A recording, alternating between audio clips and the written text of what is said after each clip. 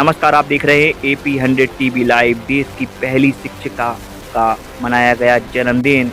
OP धामा फरीदाबाद में doctor Bhimrao Ambedkar education society के द्वारा बुधवार को सामुदायिक भवन में एक कार्यक्रम का आयोजन किया गया। भारत की पहली शिक्षिका माता सावित्रीबाई फुले की जयंती मनाई गई।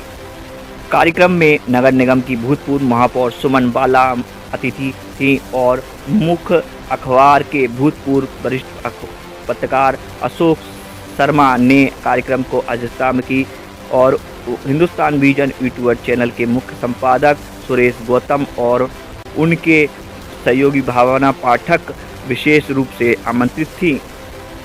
इस कार्यक्रम में डॉक्टर महिला कौशल विकास प्रशिक्षण केंद्र की सभी छात्राएं उपस्थित रहीं। फरीदाबाद से दिलीप कुमार की खास रिपोर्ट।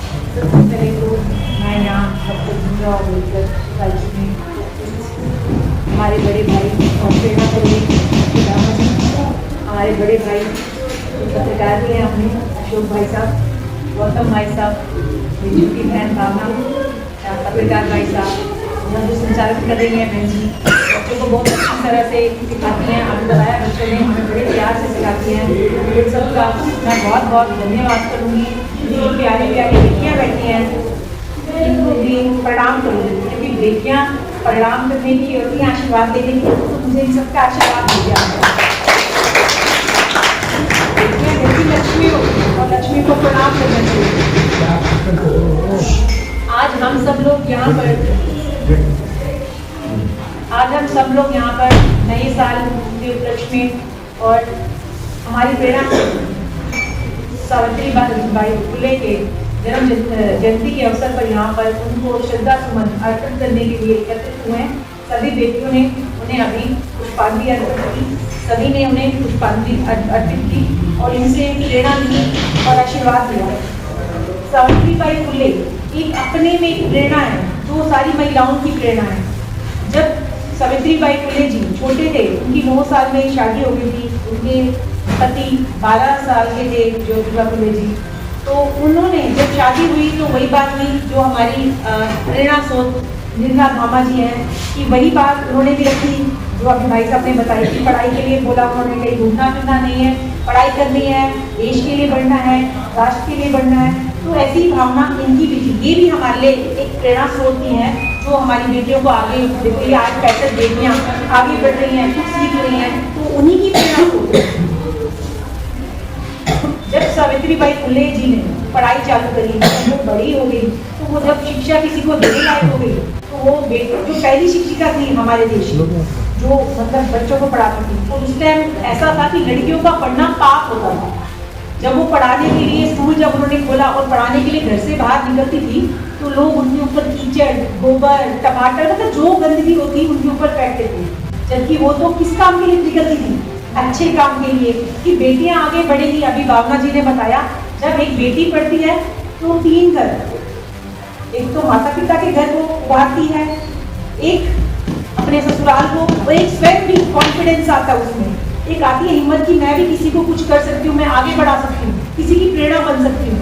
तो ये बेटी के अंदर ही है जो 3 परिवार संभाल लेती है और उसके बाद देश के लिए भी सेवा करती है। देखो सावित्रीबाई फुले जी ने पूरे देश के लिए सेवा की, ससुराल की मायके की, उसके बाद वो एक लोगों की, पूरे देश की प्रेरणा बनी ना, किससे? पढ़ाई करके बनी। तो आप में से कितने बच्चे स्कूल जाते हैं पहले ये बताओ। अब जो वो कोई, ठीक है आप लोग यहाँ पे सीख रहे हो, कोई मेहंदी कोई सिलाई सीख रहा है, कुछ कंप्यूटर सीख रहे हैं बच्चे, तो ये भी एक हिस्सा है हमारे जीवन का और होना भी चाहिए। क्योंकि कई बार होता है कि कोई बच्चे होते हैं पढ़ाई में ज़्यादा नहीं होते, लेकिन इतना आना चाहिए कि वो कोई उसे दबाव ना डाल सके, उससे कुछ गलत ना करा सके। इतनी पढ़ाई बहुत जरूरी है। उसके बाद अपना फ्यूचर आप इन चीज़ों को बना सकते हो, क्योंकि जरूरी नहीं होता पढ़ाई से ही फ्यूचर बनता है, इन चीज़ों से भी हम अपना फ्यूचर ऐसी बेटियाँ हैं। अभी मैंने लास्ट देखा कि कुछ ऐसे काम करके भी देश की बहुत बड़ी महिलाएं और इतना अर्निंग सोर्स कर सकती है। तो आप लोग भी वो सब कर सकती हो। और आप में मैंने अभी घर देखा, अभी बेटियां मेहंदी लगा रही थी और बहुत सुंदर, ये भी एक प्रोफेशन बन सकता है, जिंदगी का एक हिस्सा बन सकता है। तो मेरा आज मैं अपने बारे में बताऊंगी। मैं जब छोटी थी, मैं 10th क्लास में, जब मेरे माता पिता, जब मैं अपने परिवार में सबसे बड़ी हूँ, 5 भाई बहन हैं, मैं सबसे बड़ी थी। उस टाइम हमारे मतलब मदर के घर की बात कर रही हूँ, वो इतने मतलब सक्षम नहीं थे। हमारी दूध की डायरी हो गई थी, मेरी मदर दूध की डायरी चला करके और 5 बहन भाइयों को पढ़ाया। उन्होंने बोला कि आप पढ़ाई करो, बाकी का मैं खुद दे दूँगी। लेकिन जब माता अपने आप अकेले काम करती है तो बंदे को लगता है ना, जैसे पहले वो गोबर का उठाना, ये सब चीज़ों का काम जैसे हम लोग घर के होते थे वो करते थे, वो मेरी मदर खुद करती थी कि चलो मैं अपने बच्चों को आगे बढ़ा के, मेरे को अपनी मम्मी भी प्रेरणा लगती है, मैं अपनी माता से बहुत कुछ सीखी हूँ। तो उन्होंने जब ये सारे काम करती थी तो मुझे भी लगता था कि मैं भी मम्मी की मदद करूँ। तो हम सारे बहन भाई ना अपने अपने तरीके से जिसको जो काम आता था अपने माता पिता की मदद करते थे। मैं भी अपनी मम्मी की मदद करती थी। मुझे गाय भैंस का दूध निकालना बहुत मुश्किल काम होता है, लेकिन मैं मम्मी को देखती थी, मेरी मम्मी जब कर सकती तो मैं क्यों नहीं, कोई भी काम तो काम ही होता है। फिर मैं मम्मी से प्रेरणा लेकर के ये काम करती थी और मम्मी की मदद कराती थी। जब मैं 10th क्लास में आई, 10th तक मैं मम्मी के साथ मदद करा के आती थी। जब मैं स्कूल जाती थी तो बच्चों बड़ी मैं थी तो जिम्मेदारी ज़्यादा होती है, तो सब भाई बहनों का नाश्ता बना के मुझे ही देखना होता था। तो जब मैं स्कूल जाती थी तो मुझे लेट तकलीफ करती थी, क्योंकि मैं स्कूल मतलब ऐसा नहीं था कि कुछ गाड़ी पे छोड़ने वाला था, हमने पैदल जाना होता था, पैदल आना होता था। तो हम लोग जब जाते थे तो वहीं कई बार थोड़ा सा 5-10 मिनट ऊपर हो गए तो लेट तकलीफ भी बोल देते थे, लेकिन हमें बुरा नहीं लगता था क्योंकि हमने आगे बढ़ना था। जब आप आगे बढ़ते हो ना तो अच्छा बोलने वाले कम होते हैं, बुरा बोलने वाले ज़्यादा होते हैं। तो हमने बुराई नहीं सुननी, बुराई को भी ये सोचना है। जब अपनी सावित्रीबाई फुले जी जब लोग ताने मारता था ना उनको, और मतलब कीचड़ गंद आता तो वो कहती ये मेरे लिए फूल की तरह है, क्योंकि उन्होंने कुछ करना था। तो हमने हमेशा यही सीखा, जब आप घर से बाहर निकलते हो कुछ करने के लिए तो अच्छी बातें कम होती है, लेकिन जब आप बन जाते हो ना तो वही लोग जो आपको बुरा बोलते हैं ना, फिर आप कहते हैं ये कितनी इंटेलिजेंट बच्ची है, ये कितनी नेक बच्ची है, ये कितना आगे बढ़ गई। लेकिन तब तक जब तक आप आगे बढ़ोगे ना तो लोग अपने कटाक्ष करता रहेगा। तो हमने उन कटाक्षों को ना उनको जवाब भी नहीं देना, उनको कुछ करके दिखाना है। जब आप उनको कुछ करके दिखाएंगे तो उनका जवाब उनको आपस में मिल जाता है। तो हमें उनको जो जवाब जो गलत शब्द होती है उनको फूलों की तरह लेना है, जवाब और बदतमीजी नहीं करनी है, उनको फूलों की तरह लेकर के आगे बढ़ना है और कुछ बना करके बन करके दिखाना है कि हम भी कुछ हैं। तो 10th तक ऐसा रहा। फिर उसके बाद जब मैं 12th में आई तो मैं ट्यूशन पढ़ाती थी छोटे बच्चों को, और जो भी मेरे को फीस आगे पढ़ने के लिए चाहिए थी ना, मैं उस ट्यूशन से मतलब निकाल करके आगे पढ़ी। मैंने ग्रेजुएट हुई इसी तरह से। मतलब उसके बाद मेरे भाई बहन भी इस तरह से पढ़े। मतलब हम आज 5 भाई बहन हैं और सारे के सारे वेल सेटल्ड हैं और बहुत अच्छा काम कर रहे हैं और बहुत अच्छे पढ़ लिख गए हैं। तो ये सब ना ऐसा कुछ नहीं होता कि कोई गरीब परिवार से तो वो पढ़ नहीं सकता। गरीब परिवार से भी IAS अफसर बन सकते हैं, बड़े अधिकारी बन सकते हैं। सिर्फ हमें संकल्प करना है, दृढ़ संकल्प करना है। और बेटियां तो जो संकल्प कर लेना तो वो पीछे नहीं हटती, इतना मुझे पता है। तो हमारी सारी बेटियों से यही अनुरोध है, जिसको जिस तरीके से पढ़ना है वो पढ़े। मतलब एक अपना लक्ष्य ढूंढे कि भी हमारा क्या लक्ष्य है, उस लक्ष्य को लेके आगे बढ़े। और कितने भी बीच में कोई बोलने वाले, कहने वाले, अच्छा बुरा बोलने वाले आएंगे, उनको बहुत अच्छे से सुन के शांत रह करके आगे बढ़ते जाना है और अपनी मंजिल तक पहुँचना है। तो मेरा आज सभी को यही है कि सब बच्चों ने आगे बढ़ना है। और आपके पास तो प्रेरणा स्रोत ओपी दामा जी हैं जो आपको समय समय पर गाइड भी करते रहते हैं और आपको रास्ता भी दिखाते रहते हैं। और मैं भी जब भी आपको मेरे से कुछ पूछना हो या मेरी कोई हेल्प चाहिए हो तो मैं आपके लिए हमेशा उपस्थित रहूंगी। मेरा सभी बेटियों को बहुत बहुत ये कार्यक्रम शनिवार है, हमारे शनिवार को एक कार्यक्रम करते हैं doctor Bhimrao Ambedkar education society में। इस संस्था में लगभग 60 से ज़्यादा बच्चियाँ इस समय पढ़ रही हैं और 2000 से ज़्यादा महिलाओं को हम एम्पावर कर चुके हैं। और इस सारे कार्यक्रम में जो आज हम कर रहे हैं, कल माता सावित्रीबाई फुले का जन्मदिन था, जिसकी प्रेरणा से लेकर के मैडम निर्मल धामा ने ये स्कूल खोला। और आज उसी कड़ी में हमने इन बच्चों को ये प्रेरणा देने के लिए कि लड़कियां यदि साधन वही नहीं है तो भी वो आगे ज़िंदगी में बढ़ सकती हैं, आगे बहुत ऊंची ऊंचाइयों को प्राप्त कर सकती हैं। हम अपने इस ऐसे कार्यक्रमों में किसी भी एक सक्सेस महिला को बुलाते हैं और उसी कड़ी में आज हमारे बीच में शहर के मेयर सुमन बाला जी आई हैं।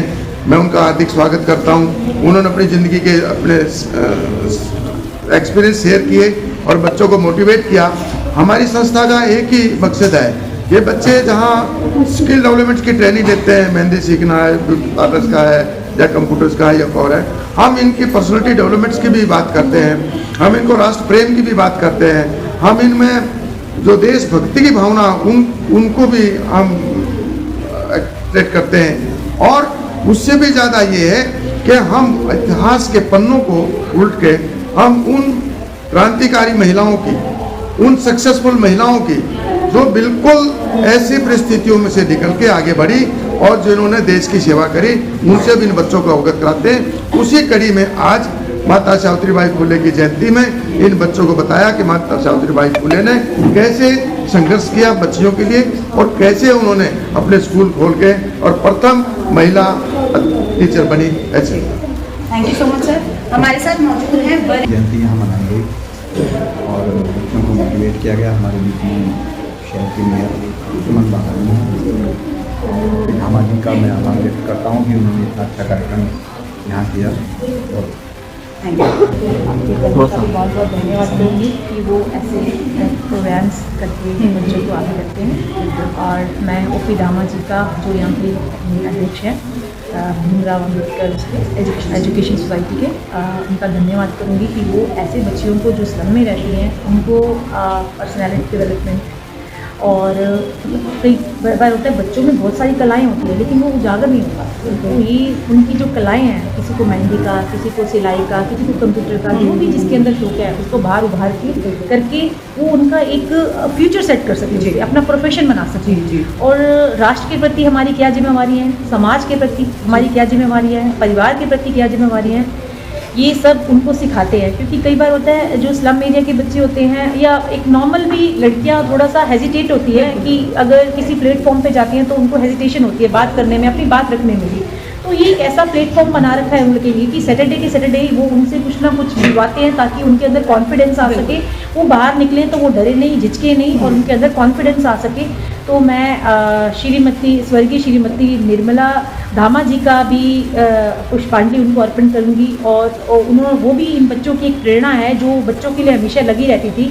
परमात्मा उनको बहुत अच्छी जगह पे स्थान दे और वो उनका जो आशीर्वाद है बच्चों के आशीर्वाद स्वरूप हमेशा हमारे साथ भी रहे और बच्चों के साथ भी रहे। हो गई उन महिला हमारे माननीय प्रधानमंत्री मोदी जी बेटी बचाओ बेटी पढ़ाओ और बेटियों को आगे बढ़ाना है, क्योंकि बेटी आगे बढ़ती है तो जितने तक 3 परिवार आगे बढ़ते हैं, हमारा देश आगे बढ़ता है। तो हमारे माननीय प्रधानमंत्री मोदी जी इन जो योजनाएं बेटियों के लिए दी हैं वो हमारे महिला मोर्चे की जो महिलाएं हैं, सेल्फ हेल्प ग्रुप के माध्यम से भी हमने बहुत सारी महिलाओं को लोन दिए और वो अपने पैरों पे स्टैंड हो सके।